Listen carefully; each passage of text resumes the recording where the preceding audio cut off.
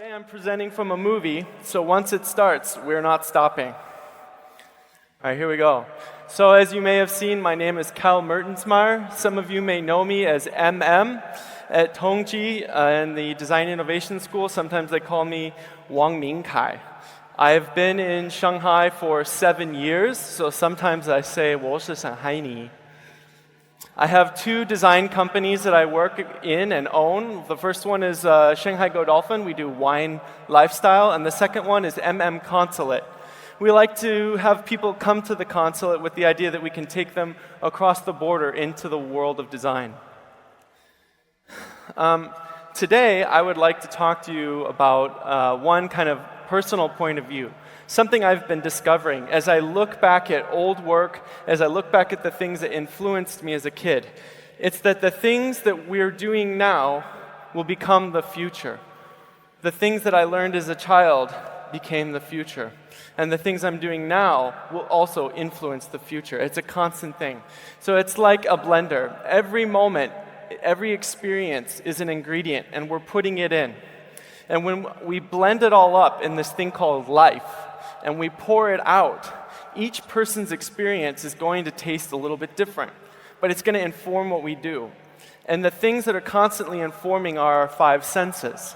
So the things we hear, the things we see, the things we smell, the things we taste, and ultimately touch.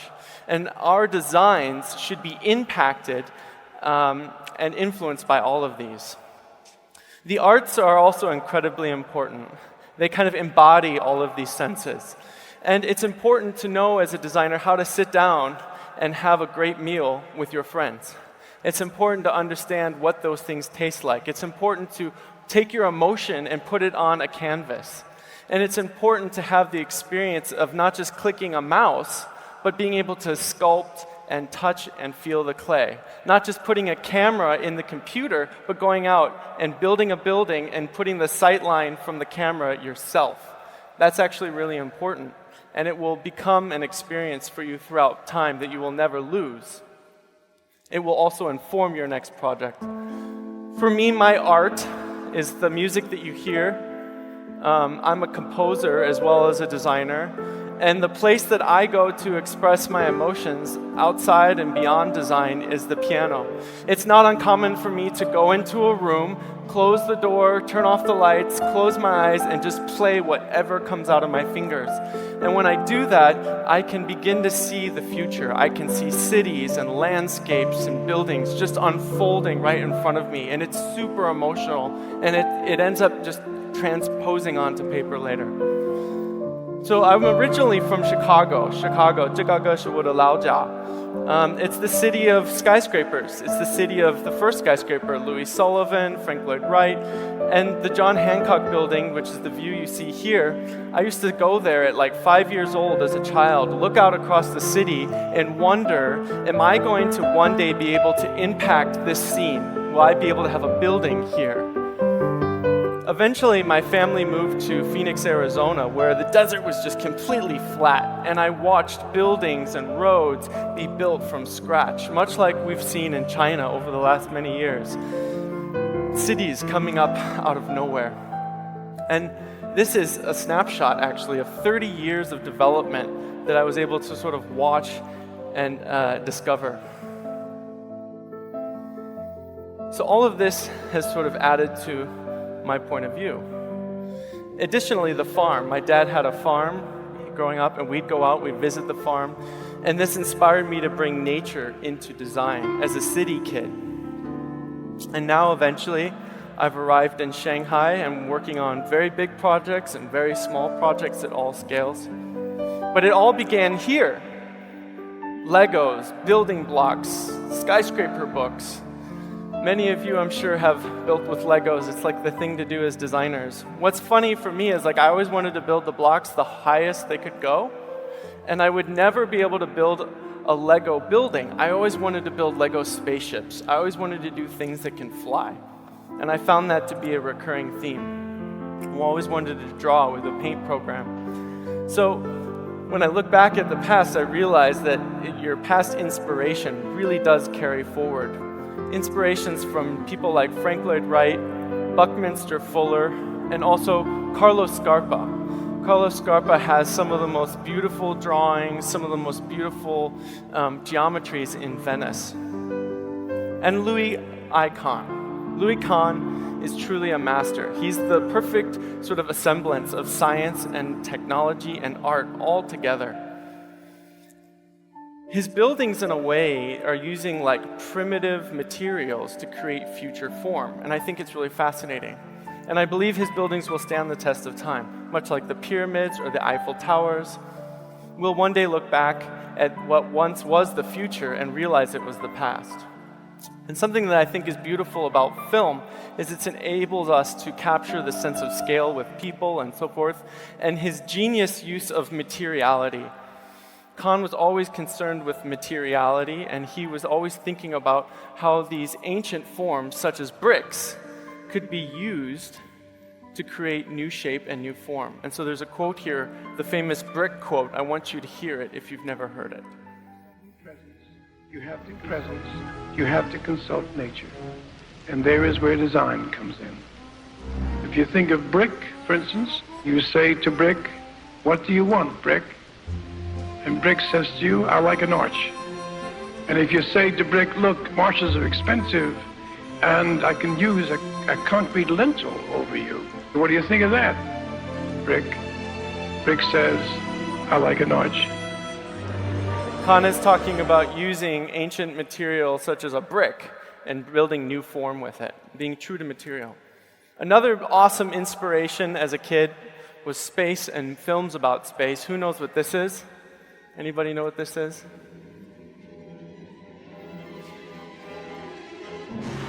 This scene is amazing. Let's bring up the sound.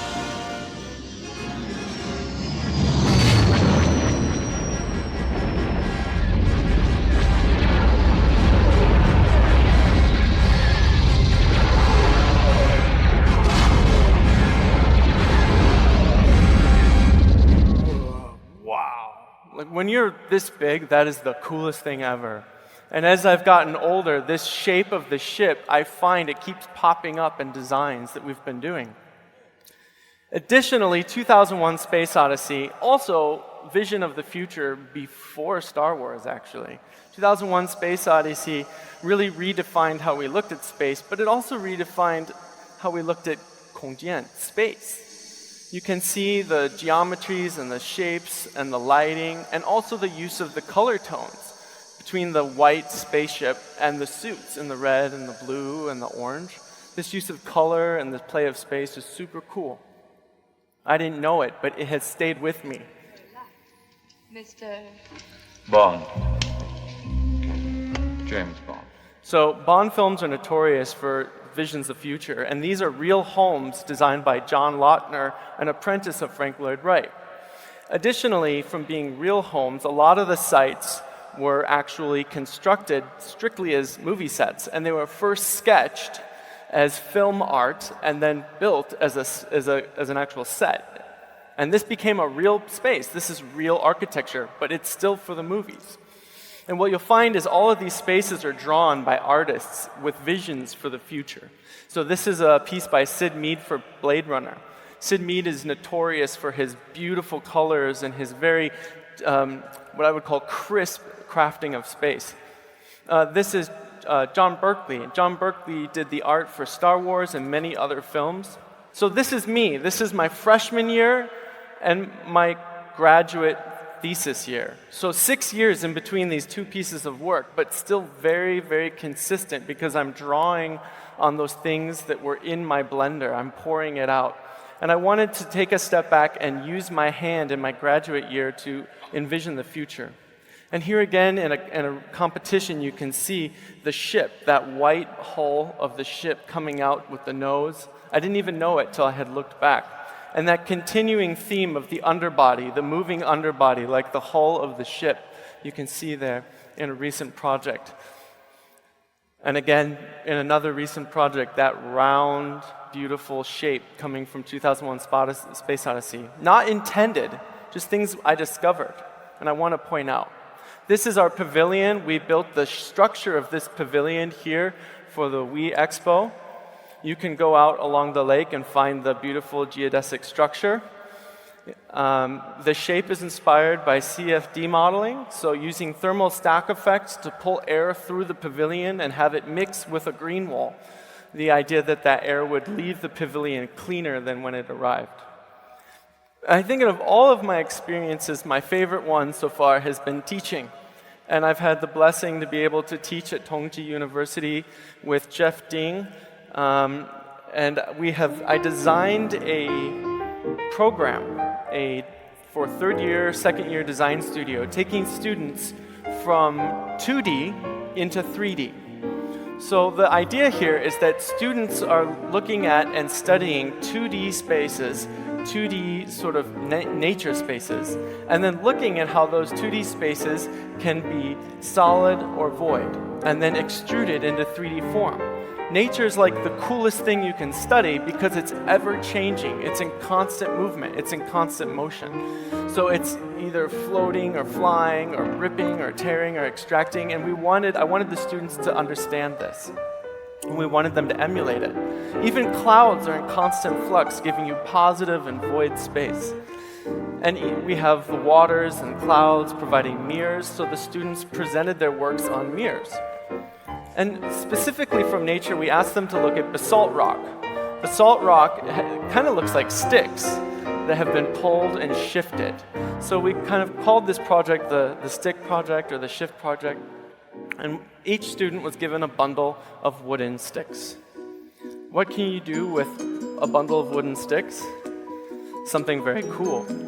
So each student had their bundle of sticks, and they picked their specific sort of nature research element. And each student would emulate part of nature, studying both solid and void elements, and then also looking at the tactile structures, textures, and movements, which is really, really awesome.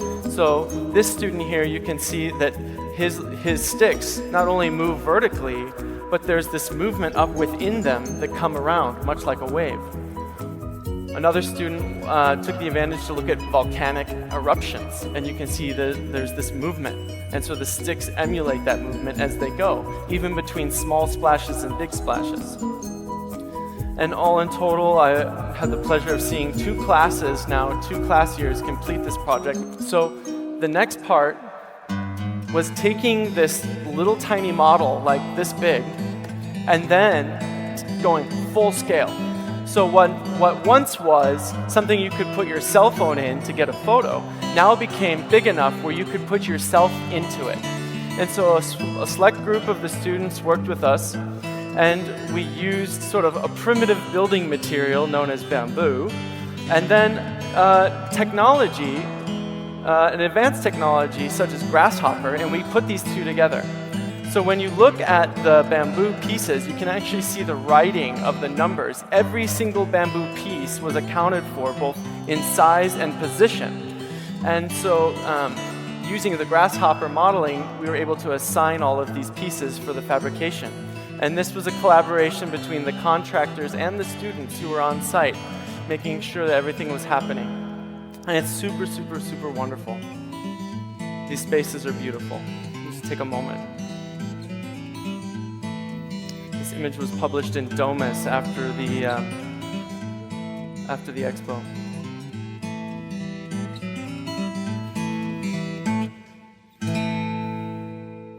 So big congratulations to them. So next, I'd like to move into some professional work. We did a small project, but very complex project, in this really weird, kind of random, ugly room. And it's 3 stories down in the ground, and we were only able to get through a door about this big. And we had to build a cellar for 6,000 bottles, and it had to be a secret. So we got this idea to build something that was inverted, inside out, and like a jewel box. No, you could not see the you couldn't see the lights, you couldn't see the doors. It became this sort of inanimate object that was just beautifully sitting there as like a sculpture on its own. And because the space was so small, we only had about 600 mm in order to open a door, which is impossible. So we needed to design a door that was a no-door door. Doesn't swing, it needed to pop out and slide, much like a spaceship would. And when you look at this, I don't think the first impression is necessarily wine cellar. A lot of the old computers and disks had drives and things much like this in computer banks.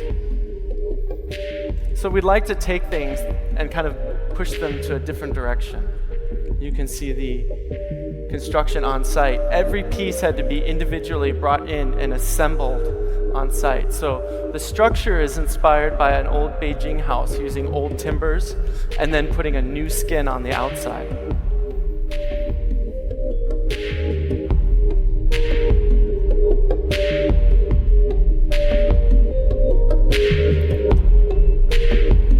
And because there were 6,000 bottles, every millimeter of space counted.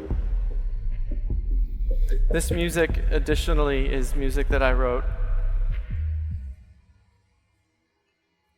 So there it is, just kind of ominous. You'd think like you could walk up to it like HAL 5000 and say, hey, how's it going? Tell me about the day.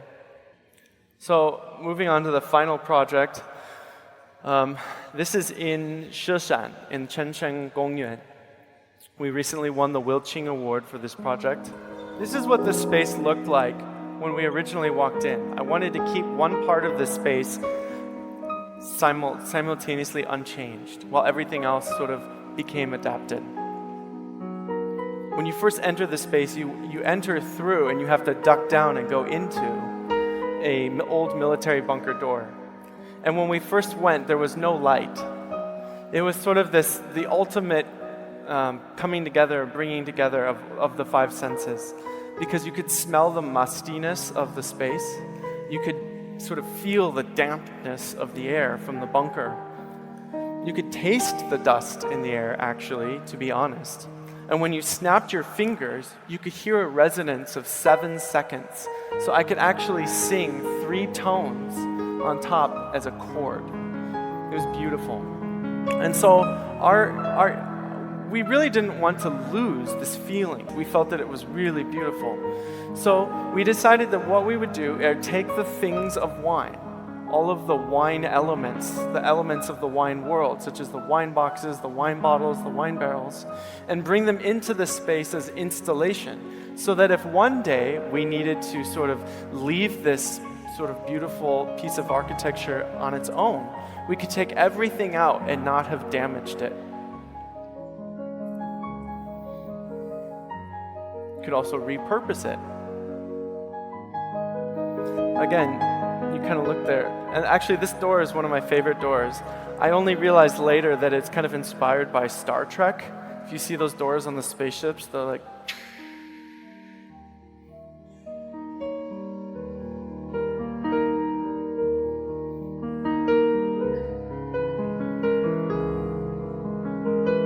So when you come in this room, you see this round disc.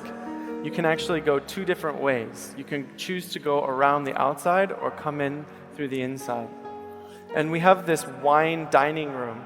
And the chairs are a bit of a homage to Frank Lloyd Wright. I wanted to have the outside space and then the inside talking space, and then even further inside as the wine tasting space.